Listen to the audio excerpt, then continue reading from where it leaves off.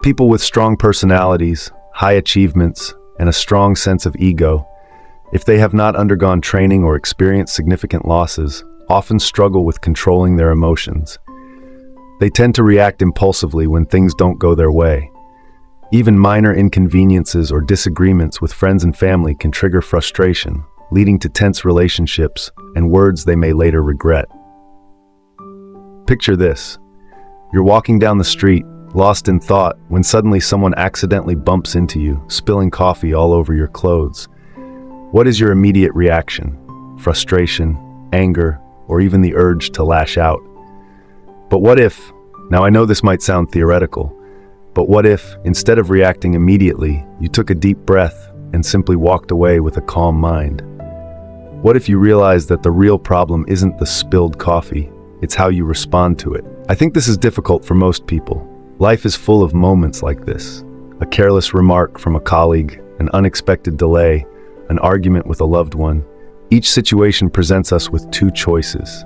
React instantly out of emotion or pause, reflect, and choose a response that aligns with wisdom and inner peace. This is the true power of not reacting.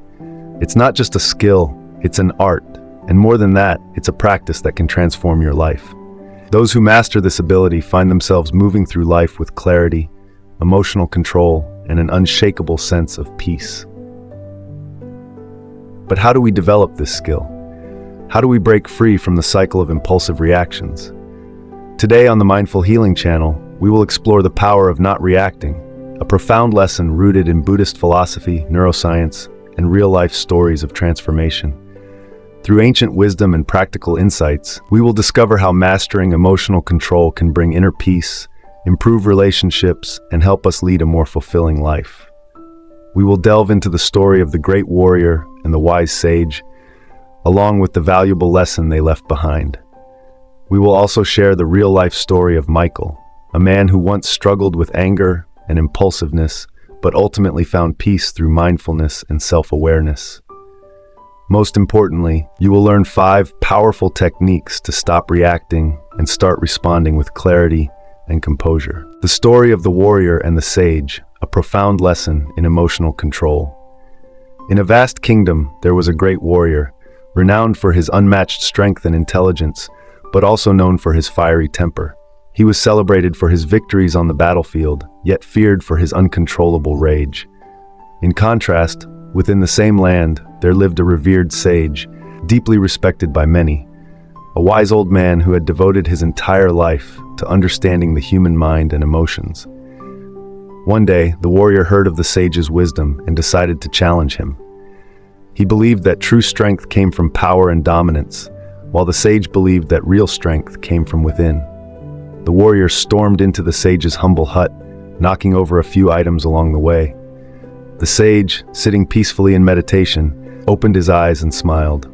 "Old man," the warrior sneered, "I have defeated countless enemies with my sword, and my strength is unrivaled. You, on the other hand, just sit here doing nothing. Do you dare call yourself strong?" The sage looked at him calmly and replied, "Can you prove your strength to me?" Eager to display his power, the warrior unsheathed his sword and slashed down upon a wooden pillar in the hut, splitting it in two. Then, he walked outside and shattered a massive stone with his bare hands. Looking back at the sage, he smirked, expecting admiration. But the sage simply chuckled and said, "That is strength over objects, but do you have strength over yourself?" The warrior frowned. "What do you mean?" The sage stood up, took a step closer, and whispered, "Strike me." The warrior, though slightly puzzled, did not hesitate. He lifted his sword and prepared to swing. But just as he was about to strike, the sage softly said, "Wait." The warrior froze, his grip tightening around the hilt. "Who is in control right now?" the sage asked. "You or your anger? Do you need to strike me to prove you are stronger than me? Anyone can see the difference already. So is it you, or is it your anger, that needs this?" For the first time in his life, the warrior hesitated. His heart pounded, his breath quickened, but something inside him shifted. He realized that, while he had the power to conquer nations, he had never truly had power over himself. Strength over objects was something tangible, something easy to display. In many ways, it was far simpler to develop than self-control, an invisible force that no one could see. Slowly, he lowered his sword and fell to his knees. "You have defeated countless men," the sage said, "but today you have taken the first step toward defeating yourself." From that day forward, the warrior sought not only strength on the battlefield, but also strength in patience, mindfulness, and self-control. He understood that the ability to restrain oneself was far greater than any victory won through force. The deeper meaning, why self-control matters. This story illustrates a crucial truth. Physical strength and external power mean nothing if a person cannot control their own emotions. When the warrior stormed into the sage's hut, he believed that his ability to break things demonstrated his strength. But the sage showed him that true power lies in the ability to resist the impulse to react. Like the warrior, many of us are controlled by our emotions. We react impulsively when provoked, let anger dictate our words, and allow frustration to cloud our judgment. But every time we react instinctively, we surrender control, not to others, but to our own untamed emotions. Neuroscience supports this idea. The amygdala, the part of the brain responsible for processing fear and anger, triggers an immediate response to perceived threats. While useful in survival situations, this reaction is often unnecessary in everyday life. The prefrontal cortex, responsible for rational thinking and decision-making, allows us to pause, reflect, and respond wisely. The sage's wisdom teaches us that by pausing, by taking that crucial moment before reacting, we activate the logical part of our brain and reclaim our power. A modern-day warrior, the story of Michael. Michael was someone who closely resembled the warrior in the story. He was successful, wealthy, and highly respected. Yet, despite his achievements, all of his relationships were in turmoil. His marriage was falling apart, his children feared him, his friendships were strained, and even his relationship with his parents was distant. The smallest inconvenience would set him off, and his temper was well known to those around him. The only person who never angered him was his mistress, because she always catered to his every demand, fueled by the financial support he provided. But when she found someone wealthier and left him, Michael was devastated. He spiraled into depression, neglected his work, and eventually lost his fortune, the very thing he had relied on to maintain control over others. It was only when he began experiencing these painful consequences that he realized he needed to change. He turned to mindfulness, practiced deep breathing, and engaged in self-reflection. He learned to pause before reacting, to assess situations with a calm mind rather than being ruled by impulse. Michael's journey mirrors that of the warrior. He had spent years mastering external control, but had neglected the most important battle, the one within himself. The art of not reacting, practical steps to emotional mastery. So how can we practice this in our own lives? Here are some practical strategies. 1. Pause before reacting. When faced with a situation that triggers an emotional response, take a deep breath. Count to 5 before saying or doing anything. This short pause allows your rational mind to engage, preventing impulsive reactions. A small trick you can apply is emotional anchoring.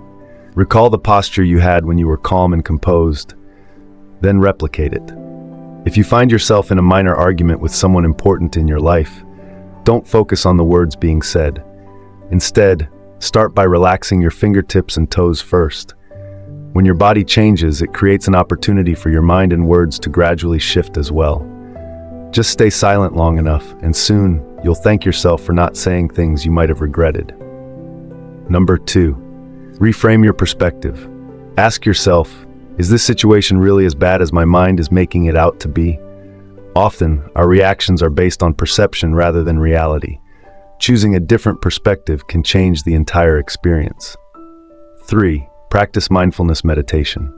Daily meditation trains the mind to stay present and aware of thoughts and emotions. This practice helps you observe your emotions without being controlled by them. 4. Accept impermanence. Buddhism teaches that everything is temporary. The anger or frustration you feel now will pass. Reminding yourself of the impermanence of emotions can help you avoid unnecessary reactions.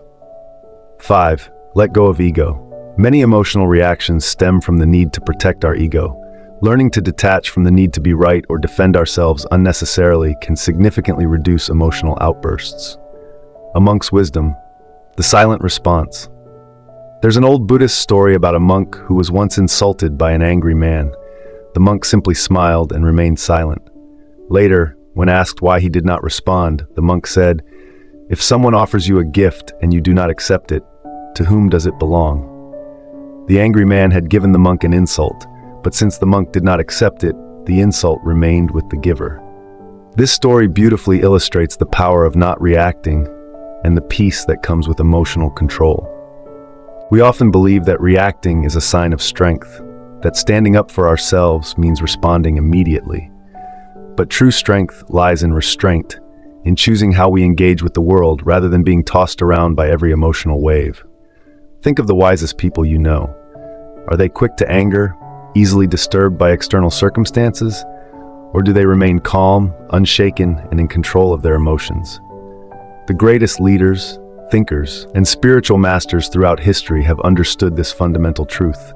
Control over your emotions is control over your life. As the Buddha wisely said, holding on to anger is like drinking poison and expecting the other person to die. The more we cling to negative emotions, the more we harm ourselves. But when we let go, when we pause, breathe, and choose how to respond, we reclaim our power. So what's next for you? Will you continue allowing emotions to dictate your life, or will you take the first step towards emotional mastery? Start practicing mindfulness, embrace self-awareness, and remember that not every battle requires a reaction. The next time you feel anger rising or frustration taking over, pause. Breathe. Choose wisdom over impulse. If this message resonated with you, share it with someone who might need to hear it. And if you're ready to take your journey further, subscribe to Mindful Healing for more insights on mindfulness, emotional intelligence, and personal growth. Thank you for watching, and remember, respond, don't react.